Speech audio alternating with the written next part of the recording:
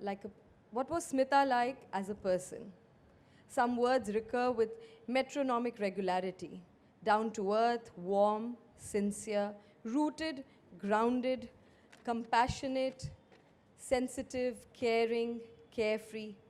Myriad adjectives with their infinite connotations, adding up to a woman with high emotional intelligence.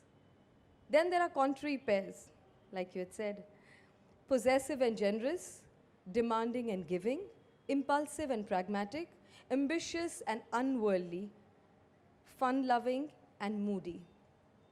Now, these contrarian combinations are what intrigue us. Mohan Agashe, who was her longtime psychiatrist friend and a co star of many films, says, I describe her as an illusion. Sorry. She might not be intellectual, but she was definitely very sensitive, intense. And there were people all over the world who cared for her. Old John Warrington, the late British film critic, regular at our film festivals, was so smitten. From Warrington to a Polish actor to a Swedish director, they were all in love with her. She was so intense and so charming. One would be scared that she'd go mad when she started laughing. Anita's favorite term for her sister is free bird, a free spirit. This free-spirited attitude was innate to her right from her childhood to the time she became an actor and then a star. Smita wanted to be at the wheel, drive all the time. She'd tell the driver, "Tum piche baitho, main chalaungi."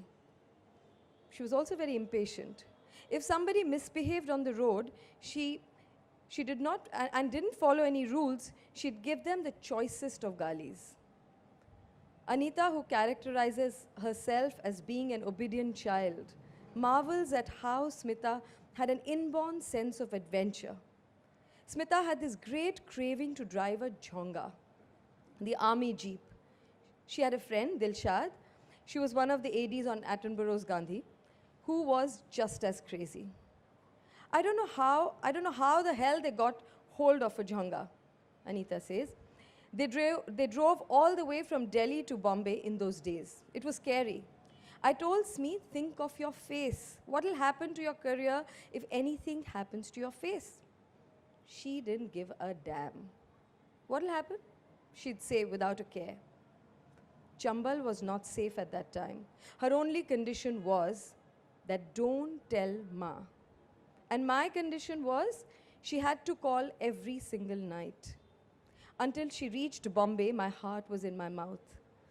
Anita adds, the girls wore turbans, they wore pants and shirts as if that was a protection enough. Smita's first car was a small Fiat, a two-seater according to Hitendra Ghosh. She dragged him home and wanted him to ride with her when she drove. He was a bit scared, he confesses. He told her, you're driving in Tardev and what if you go and dash into something? But drive with her, he had to. Friends couldn't be let off so easily. This desire to drive extended to bikes too. Smita graduated from bicycle to scooter, as most Pune girls did.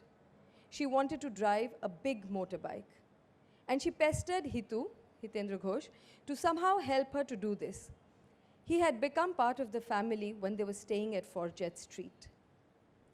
Smita badgered Hitu to get her to ride a bike. He realized that Aladdin, a sound engineer, lived in the same building as Smita. Aladdin had two sons and they had a bike. So Hitu approached them and asked them if they could teach Smita. They readily agreed and taught her in her small Tardev lane. Once on a film unit, a lot of bikes were brought for the shoot.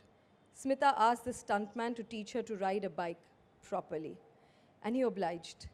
Ever since, she rode a bike whenever she could. It is something Shabana speaks of with awe. When they were together shooting for Mandi, Shabana learned that the tomboy who played volleyball with the boys could also ride a bike. Difficult to imagine the traditional Smita we see in handloom saris as a biker girl. Thank you. Just from the book.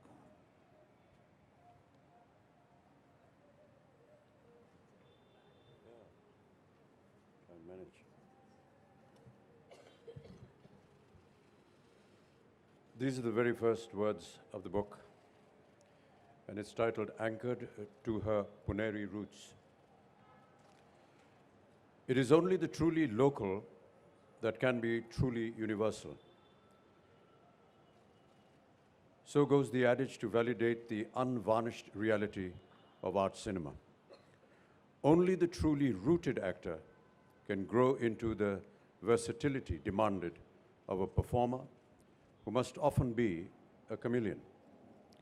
Rootedness negates the cultural deracination that sometimes follows an actor's journey in essaying so many roles, getting under so many skins.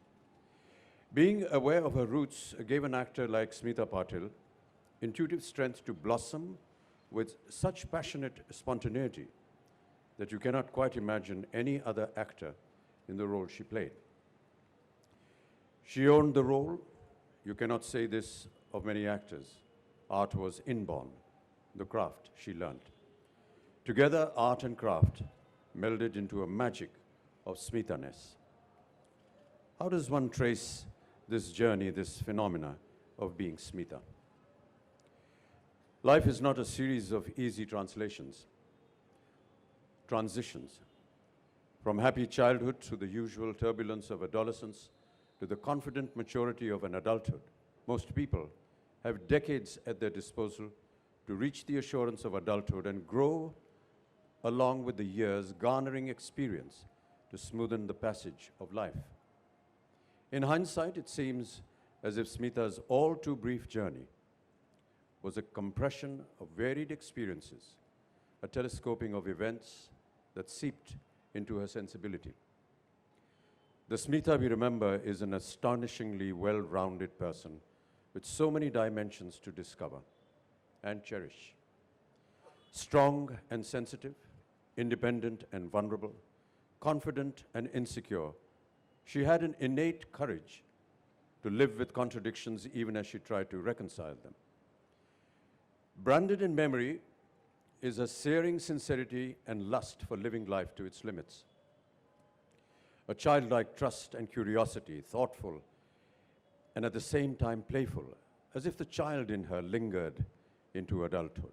Yet, underneath it all was an enduring simplicity, the rootedness of a supple sapling that could bend and sway with every passing breeze but not break.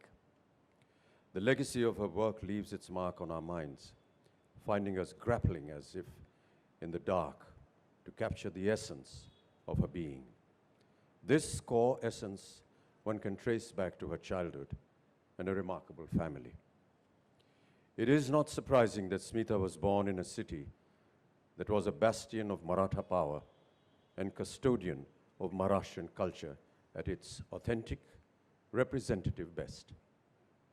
This culture's outstanding qualities are those that endure intellectual rigor, robust rationality, that kept alive a reformist tradition, an almost puritanical restraint and lack of ostentation.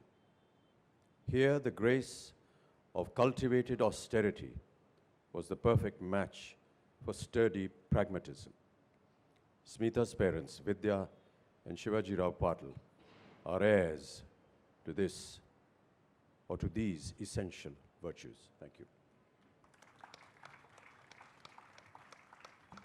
Thank you, Mr. Bachchan, and we couldn't have asked for a better way to end the evening than a reading by him to publish this book. And I hope, and from the way people have taken to the evening here, I hope the book will go into many reprints.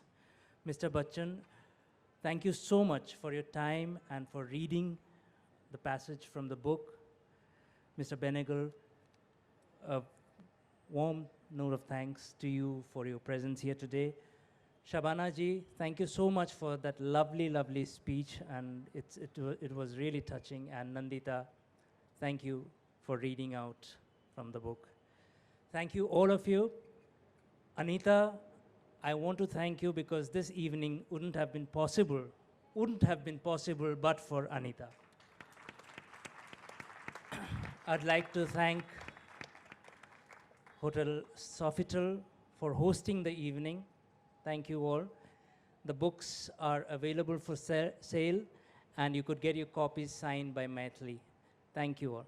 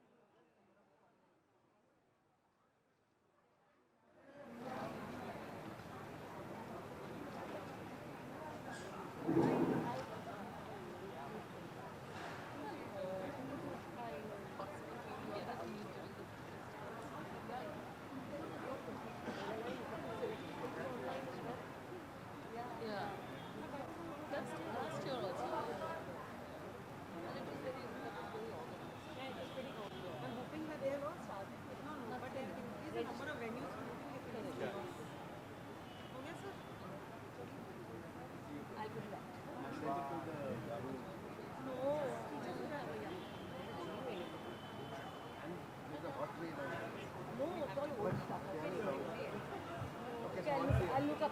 What's the email? PRABA. Yeah. You don't read drafty mail at all? Okay, then. You down on that? Don't write on PRABA. Yeah, I know. Dot Mahajan@gmail. Okay, I just forwarded it. After I do look, sorry. I forwarded it.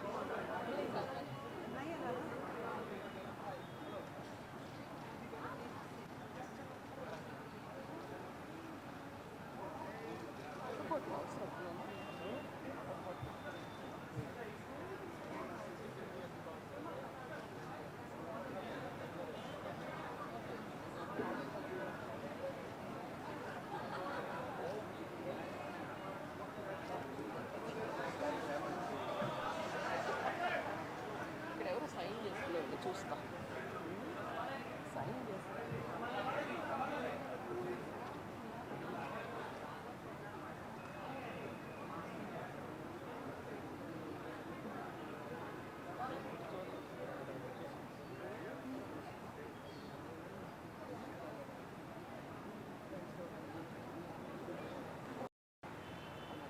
తను bag తెచ్చుకుంటాను